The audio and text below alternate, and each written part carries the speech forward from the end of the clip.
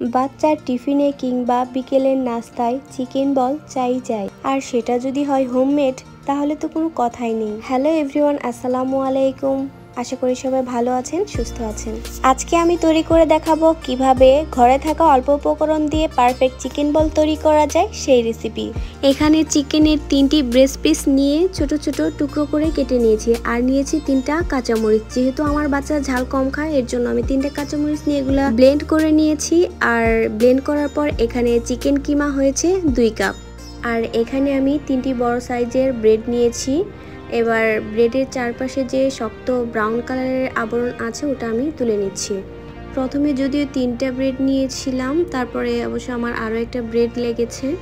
সবগুলোকে আমি একইভাবে কেটে নিয়েছি। এবার এগুলোকে একটি বলের মধ্যে পানি নিয়ে ডুবো পানিতে ভালোভাবে ভিজিয়ে নিংড়ে নিতে হবে, যাতে এক ফোঁটা পানিও না থাকে। সবগুলোকে ঠিক একইভাবে নিংড়ে পানি ঝরিয়ে নিয়ে নিতে হবে। 2 কাপ চিকেন কিমার সাথে 4টি ব্রেডই পারফেক্ট।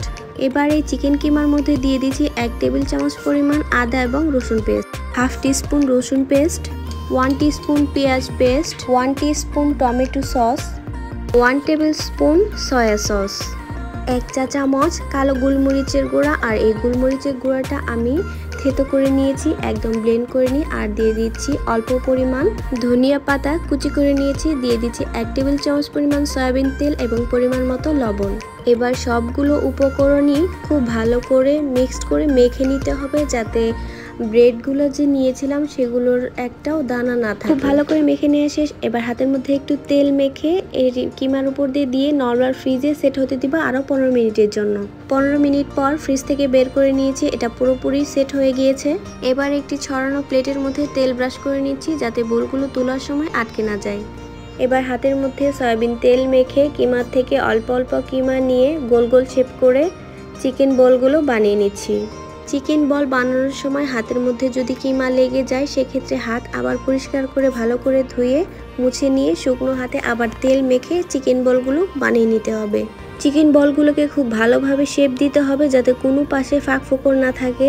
যদি থাকে তাহলে সেদ্ধ করার সময় এগুলো ফেটে যাবে। আর সবগুলো বলি আমি ঠিক একইভাবে বানিয়ে নিচ্ছি। সকালবেলা প্রতিদিনই টেনশন থাকে যে বাচ্চাকে স্কুলে কি টিফিন দিব, এটা ভাবতে ভাবতেই না সময় চলে যায়। আর আমার বাচ্চাটাও হয়েছে অন্যরকম। আমি ওকে যেটাই বলি না কেন বলবে, আম্মু তুমি যেটা ভালো বুঝো সেটাই আমাকে দাও। হাতে তুলে তো খাবার একেবারেই খাবে না, নিজের হাতে টিফিন খাওয়ার আলসিতে প্রতিদিনই টিফিন ব্যাগ করে নিয়ে আসে। যাই হোক, বলগুলো বানানো একদম কমপ্লিট। এবার এটাকে আমি নর্মাল ফ্রিজে রেখে দেব 10 মিনিটের জন্য। বোলগুলো সেদ্ধ করার জন্য রাইস কুকারের স্ট্রেইনারে আমি তেল ব্রাশ করে নিচ্ছি। আমি অলওয়েজ সরিষার তেলটা রান্নার ক্ষেত্রে ব্যবহার করি, তাই দেখবেন রান্না করার সময় তেলটা উপরে ফুলে ওঠে। 10 মিনিট পর ফ্রিজ থেকে সেই বলগুলো তুলে একটা একটা করে আমি স্ট্রেইনারের উপরে দিয়ে দিচ্ছি। বলগুলোকে সেদ্ধ করার জন্য চুলায় গরম পানি বসিয়ে দিয়েছি। আর এই গরম পানির উপরে আমি স্ট্রেইনারটা দিয়ে এই বলগুলোকে 6 থেকে 7 মিনিট হাই হিটে সেদ্ধ করে নিব।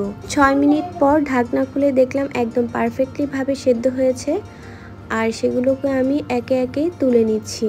বোলগুলো তুলে নিয়ে সবগুলো আমি ফ্যানের নিচে ঠান্ডা হতে দিব। আর বোলের গায়ে যে পানিগুলো ছিল সেগুলো শুকিয়ে নিব। সবগুলো চিকেন বলের উপরে লেগে থাকা পানি শুকিয়ে ঠান্ডা করে নিয়েছি। আর এখান থেকে আমি অর্ধেক কন্টেইনারে করে ঢাকনা দিয়ে ঢেকে ডিপ ফ্রিজে সংরক্ষণ করব।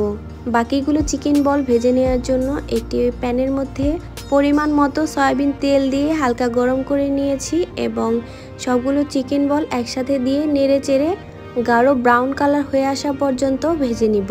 একেবারেই যে ব্রাউন কালার করে ভেজে নিতে হবে সেরকম নয়, যে যেরকম খেতে পছন্দ করেন সেরকমই ভেজে নিতে পারেন। আমার কাছে ব্রাউন কালার পছন্দ, তাই আমি ব্রাউন কালার হয়ে আসা পর্যন্ত অপেক্ষা করছি। সবগুলো চিকেন বল খুব ভালোভাবে ভেজে নিয়ে আসিস। এবার এগুলোকে আমি একটা টিস্যু পেপারের উপর সবগুলো তুলে নিচ্ছি, যাতে তেলগুলো শুষে নেয়। আমার আজকের রেসিপি যদি কারো ভালো লেগে থাকে তাহলে অবশ্যই বাসায় ট্রাই করবেন। আর লাইক কমেন্ট করতে ভুলবেন না। আপনাদের একটা লাইক এবং কমেন্ট আমাকে অনেক অনেক অনুপ্রেরণা যোগায়।